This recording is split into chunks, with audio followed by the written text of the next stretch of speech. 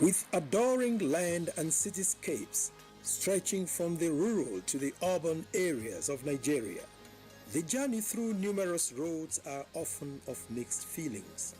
Road construction, usage and maintenance are an integral part of modern passage on land. For easier means of transporting goods and services, vehicular engagement of various automobiles and heavy-duty trucks generate continuous pressure on roads. Recent studies reveal that numerous road networks require upgrading, reconstruction, adequate periodic maintenance, and proper supervision. To achieve better road maintenance culture, close monitoring of prevailing condition of urban and rural road networks call for serious attention. Road maintenance culture in Nigeria, I think is really is a bit down, though the government is really trying. I would like to say that they should add more effort, in terms of road maintenance. Like precisely this road is not really okay.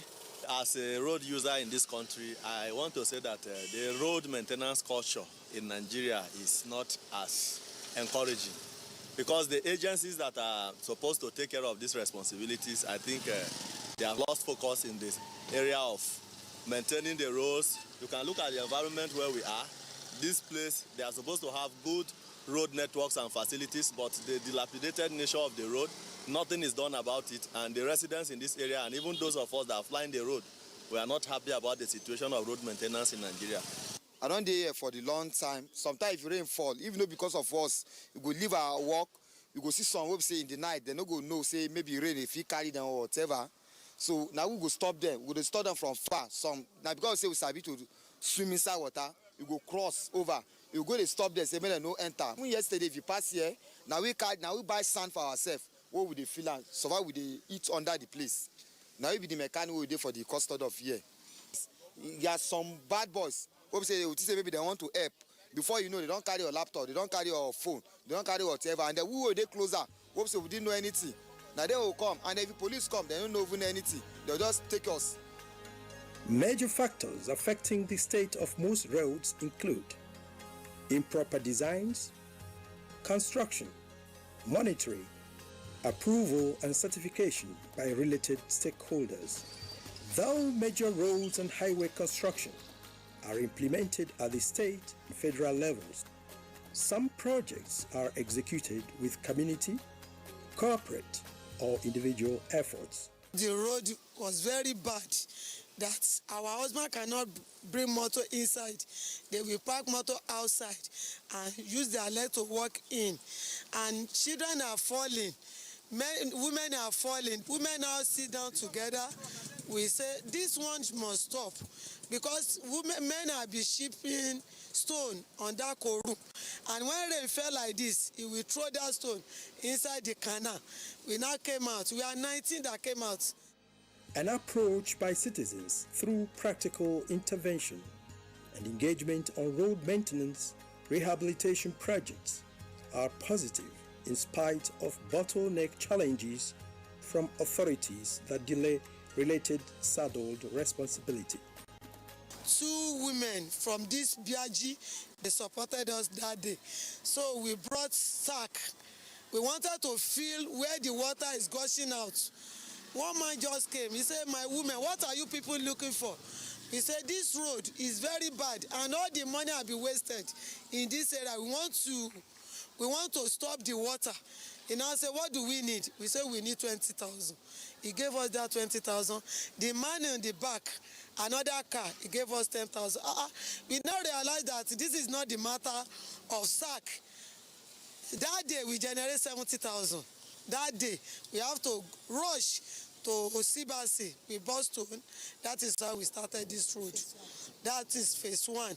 That last year we collected almost 1.7 million to repair this road from this top hill to police station. And all the people from Piaji are across. So they have been giving us money, giving us material. So devote themselves that every day we came out, we generate money. Maybe 2 or 3 days, we generate money, we buy material, we use it. We really want to commend these women. You see, very early in the morning, as early as 6 a.m., they will have to leave their house to come and stand on this road, collecting, little money from the commuters or the users of this road. At times 15 naira, 100 naira, and that is how they'll be collecting to make sure that this road is passable. You see, during rainy season like this road is impassable. Myself, I had terrible experience on this road. There was a time my tire pulled off from this road that we couldn't pass. They have really been trying. I really want to commend them, and I'm also praying for them that they will actually reap the fruit of their labor. The concrete is well done, not just ordinary mere work that within 2 days it will just wash off. I think the job is amazing. These women, they are just amazing. And we need to encourage them, and other Nigerians need to know we can always come together, not just waiting on the government to achieve such a work. It's our life, it's our roads. We cannot always keep waiting. I know to some extent government needs to be involved in the job. But we shouldn't wait. With the 50-50 naira, you can feel the impact. I will appeal to Nigerians. Where you see those things being done, if you go outside, you see everywhere there is toll gate. People have to pay for services. Nigerians want something free, but you have to pay for services. Now, if you concession a road to a particular company and they are taking toll, the government will ensure that that company keep that road in good shape. Now, that company, in order to keep the road, in order not to incur costs, they will make sure that every day or weekly, as the case may be, they run through the length of the road under concession, so that if they see something small, before it becomes big that it will consume money, they will quickly go and repair it. Interestingly, the ailing condition of most roads are quite discouraging due to bad weather conditions, long neglects, lack of adequate funding, and full execution of road construction and maintenance projects. It has been a very terrible experience in Nigeria, especially with our living in a rural area like this. You can see what is happening here. We have more than 100,000 people living in this community. It's one of the biggest village in Abuja town here. If you come here in the morning, you see the number of vehicles that are coming out from this place. You understand what I'm talking about. There's no road. You can see what we are suffering. You can see the bridge is cutting off. If the bridge cut off, we will not see road to enter our house. So that is why we now volunteer ourselves that we should come up and repair the road. The major ingredient that cause the road failure is moisture, water content of the base. Once the base of the road is coming into contact with water, the road will definitely fail. It's the number one characteristics of highway is it must be dry at all times. And once the base is coming into contact with water, scientifically there is what we call swelling and shrinkage.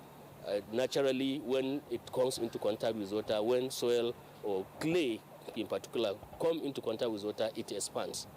Then during the dry season, when it is dry, it will shrink. So that continuous swelling and shrinkage will now cause a vacuum between the pavement and the base. And once there is load in that very portion, the road will fail. And as soon as you get that particular pothole, if not taken care immediately, that will also now serve as another means or another way of water to penetrate into the base of the road and cause more problem. So the major challenge is that, as I can see, is that while the FEMA is trying their best to put these roads in shape, you see that maybe they are working, as soon as they finish, or even as they are working, people are still using those roads, or as soon as they finish the work, before you know it, trailers, tankers, well overloaded will come and start using the road. So they are not giving, the public are not really giving them adequate time and chance to do their work the way they are supposed to do. The second issue is rainfall. If I want to say this, many Nigerians used to say that the roads in the north are far better than the ones in the south. I have said it before, is as a result of moisture. The level of rainfall in the south, the north central, is different from the level the rainfall in the far north as it were. So in these regions, you discover because of the high volume of runoff and the intensity of rainfall, the roads normally get this problem of water to their base. If you watch carefully while traveling, anywhere you see bad portion of road, if you check, you will see water bodies. The tiers of government in Nigeria have practically pushed ahead in the intervention, maintenance, and rehabilitation of access roads. Day-to-day journey through the good, bad, and jiggered roads begin with irritating potholes and ditches, show-ups of scary cracks on roads that indicate an unfolding degradation.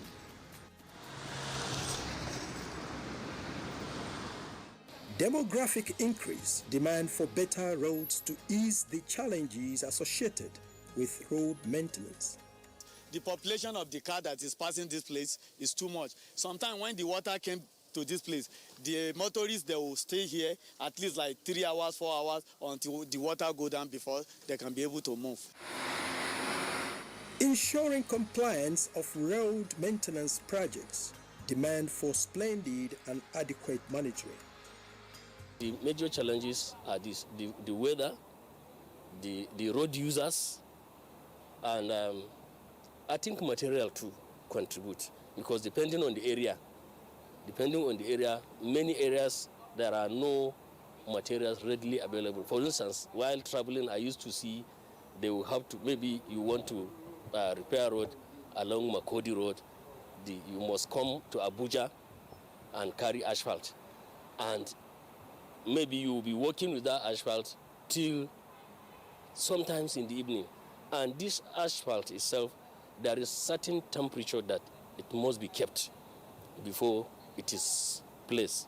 And once it starts cooling, you cannot get the best out of it. It will work, but you cannot get the best out of it. It used to be a single lane, right? And because of the traffic build up in this area, because we have the FCDA offices, the minister's offices here and all that, there's a bit of congestion taking place. So though we were on the construction of the Southern Parkway project, there used to be parking around here, but we were directed to do the expansion, and that is exactly what we are seeing now going on presently. So we're expanding the road to make it a dual carriage to fit in with the one coming from the Area 11 side of it.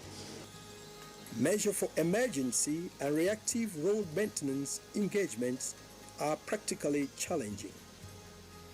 Drainage structures must be kept free from debris and obstructions on all roads. The only solution is to get an excavator to make the drainage from the flour mill here, you understand me, to link to the culvert. That's the only solution, because the water spread. It doesn't have control. But when they get an excavator to control the water, they do a drainage for the road, so it will not be spoil the road. Drainages are constructed to keep the road dry at all times. Now, once there is blockage, you see that the runoff or the water will find its way to the pavement and cause problem. So that's why the drainages needs to be maintained. The maintenance of drainage is mostly evacuating all the rubbish. You see, that's why I say public. In Nigeria, we have drainage, even where we have on the one we have in Abuja, our manholes, people will sweep and just dump refuse inside. They are not for that. The public should know that our drainages are not incinerators, are not dumping ground. Please, they should be kept clean.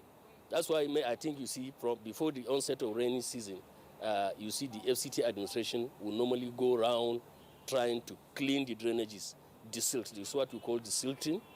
Even the culvert areas are desilted so that there will be flow.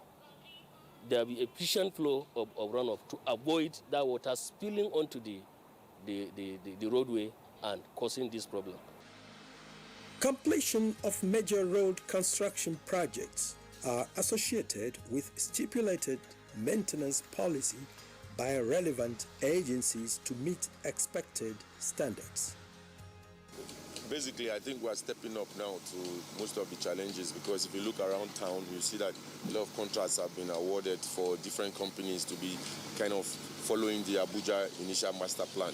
And that's what is ongoing now. With this present administration, you can see that a lot of construction jobs are going on all around Abuja city, trying to keep abreast with the master plan originally designed for the town. So this is what we're trying to do now. As a means of boosting transportation, good roads contribute to crucial socio-economic growth and benefit of nation building. Poorly maintained roads contribute to major accidents, insecurity, and protracted traffic holdups. Maintenance strategies involve bridges, sidewalks, culverts, dust controls, highway street lightings, and road signage. The shoulder is what a layman will call parking area. That shoulder actually serves as to the main road, to the major pavement. But what do we have in Nigeria today? Once there is a little hold-up, once there is a little traffic jam, you see people using that. They are not designed for that. They are not designed to be used by motorists. They are designed to serve as a lateral support to the main roadway, to the main carriageway. So, but because people are using it anyhow, it tends to fail. And once it fails, that lateral support to the main pavement will be weakened. And also, through that its failure, the runoff from the road will find its way into the base of the road and come into contact with the base and cause and weaken the base, and as a result of that, there will be pavement failure.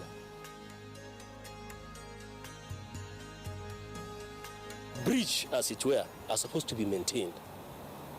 There is supposed to be a team that will routinely go and check both the concrete structure, the pavement structure, the expansion gaps. This expansion gaps is what you see from interval. You see some cracks, right? There are no cracks. We left them for linear expansivity. Some of those things that when they fail, we need to go and replace them.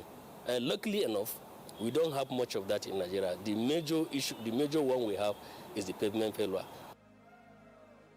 With prompt, assured and well-managed road maintenance engagement, we may achieve a highway paradise for safe transportation. Road maintenance has been an increasing problem in Nigeria. Minor surface cracks and folds on major roads have eventually made most highways unsafe, causing huge colossal damage on vehicles passing through unmaintained rough roads. Regrettably, many of such roads are classified as not fit for usage. There has been an embarrassing stigma associated with bad and unmaintained road network. With political development, most long abandoned road projects connecting communities and cities have been given positive attention as to ease transportation and alleviate the suffering of road users. Lingering delays on road maintenance often result to costly reconstruction projects and budgeting. FEMA will have a catalog of roads that have problem, produce bill, and then present to the government as budget for maintaining those particular routes. So it's not like that they have money set aside that immediately something happens, they'll quickly run and go and repair it. Before they start taking their budget to National Assembly or they will have to go to the field, identify problems, cause the problems, and include it in the budget and go and defend it. So as all those processes are going on, you see that a little problem will become big problem. I think the best is to concession these roads. Transport operators often avoid discomforting encounter with bad road conditions. This spanning neglect on road maintenance contributes to poor access to hospitals, community health centers, schools, and prompt response to distress calls for security operations. Obviously, expected delivery of goods and services have been greatly affected as high hopes and expectation on routine road maintenance culture dwindle. We have various categories of road, from the rural roads to the category to the trunk A roads. You discover that once there is a problem somewhere, you see trailers that are batting into roads that are meant for lighter vehicles, maybe just to carry farm produce from farm to market. The road will fail. So road is designed. It's not just constructed. We design it using what we call the wheel load. So that is why it is in category. That is why you see we have as road, we have surface drainage road. Even the third road is of class based on the what a layman will call foundation, but the base, the layers that make up the pavement. So the trunk A roads are the ones that are designed to carry trailers with highly loaded trailers. So if a trailer now should move into an as road, within 1 week they will destroy that road. If they should move into all those rural roads, they will destroy it. So the road users have what it takes to help not only government, to help ourselves, because if this road fails, it is we that will suffer it. It is the citizens that will suffer it. Some accident-causing highways are believed to may not have been reconstructed or even maintained for decades. I will advise the Federal Ministry of Works and the Federal Road Maintenance Agency, apart from the field work, maybe they'll have to go into what I call enlightenment campaign. Many people do not know how to use this road. Just a little hiccup on the road, a little traffic jam on the road, you see people will just divert. That diversion will first of all damage the road shoulder. And once the shoulder is damaged and if not repaired, the damage will now continue into the main road.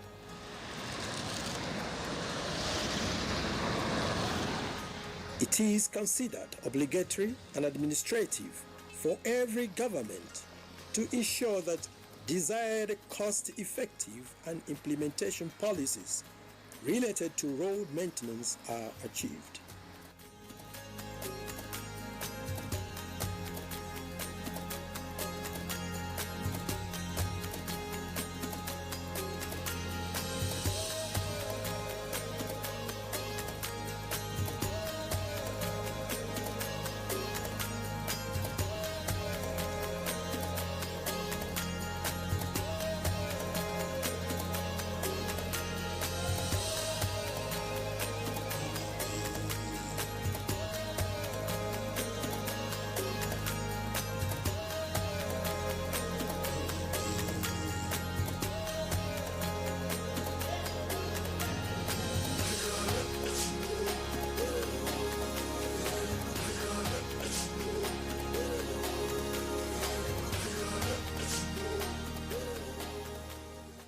Did you hear that?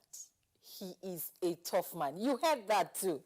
I think so. Madam said, you are a tough man. Can you expatiate on this for us? Because she kept harping on that. And even from the kids, as much as I said you were loving, that you're a no-nonsense man.